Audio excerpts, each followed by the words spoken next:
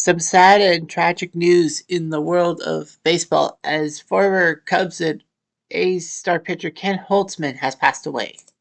Holtzman was born November 3rd, 1945 in St. Louis, Missouri, and raised in an observant Jewish family.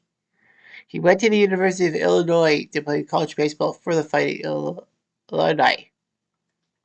And in the 1967-65 baseball draft, he was drafted in the fourth round by the Chicago Cubs. He went through the Cubs organization, made three relief appearances in his rookie year in 1965, and then by 1966 he joined the Cubs starting rotation. Not a really good start at 11-16, however, he was doing pretty well. And then he practically was pitching quite well. In 1967, he went 9-0 in 12 games. The only reason why he played so little was because he was serving in the National Guard and could only pitch on weekends. So through 2006, only 4 other pitchers in baseball history were undefeated with more decisions.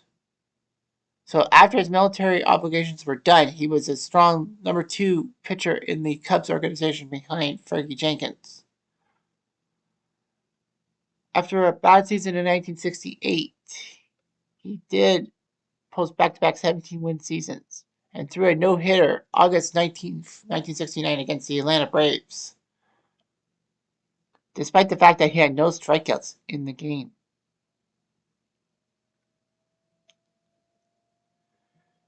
So, anyway, Holtzman would get a 17-11 mark in 1970, which was good, and then he pitched another no-hitter in 1971 in Cincy at Riverfront Stadium against the Reds. Anyway, Holtzman had requested a trade, so he got traded to Oakland for Rick Monday. And somehow, in some way, that helped the A's out. By 1972,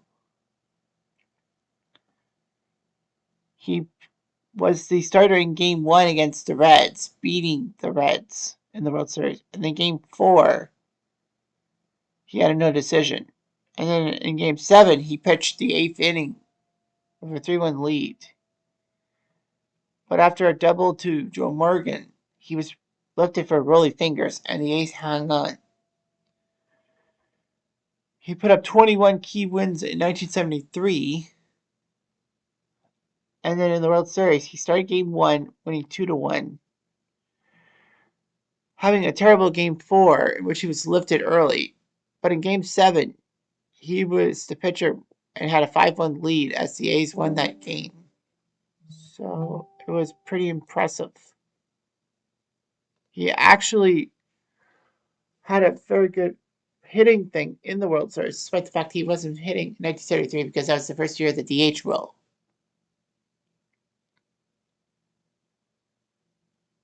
He put up 19 wins in 1974 and did quite well.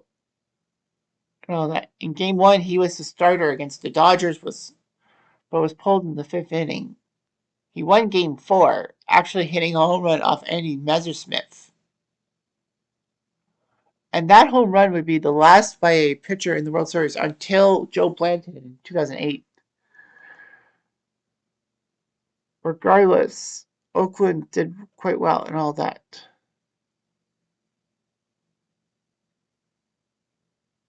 Holtzman pitched a couple of games in the ALCS against Boston in 1975, but they lost. So anyway, there was a massive trade April 1976 as Holtzman, alongside Reggie Jackson, was traded from Oakland to Baltimore for John Baylor, Mike Torres, and Paul Mitchell. And then later on, he was traded to the Yankees in June of 76 in one of the most famous trades by players, as he, Doyle Alexander, Ellie Hendricks, and a couple others went to the Yankees for Rick Dempsey, Scott McGregor, Tippy Martinez, and a few other people. A trade that really bit the Yankees in the butt, as Dempsey, McGregor, and Tippy would be key members of the Orioles for many years. Holtzman was not in the postseasons in 76 or 77, which kind of sucks. because 77 was when the Yankees won the World Series. In 1978, he made 5 appearances for the Yankees, but then was traded to the Cubs, back to the Cubs for Ron Davis. So he finished his career where he started, in Chicago. Putting up 80 wins as a Cub, the fourth most by a left-hander, behind Hippo Fun, Larry French, and Dick Ellsworth. He is the all-time record holder in victories by a Jewish pitcher, ahead of Sandy Koufax, who had to retire early. He became an insurance salesman, having 3 daughters with his wife, and he was hospitalized for 3 weeks prior to his death, as Ken Holtzman battled heart issues and passed away. Ken Holtzman was 78 years old. We'll be back.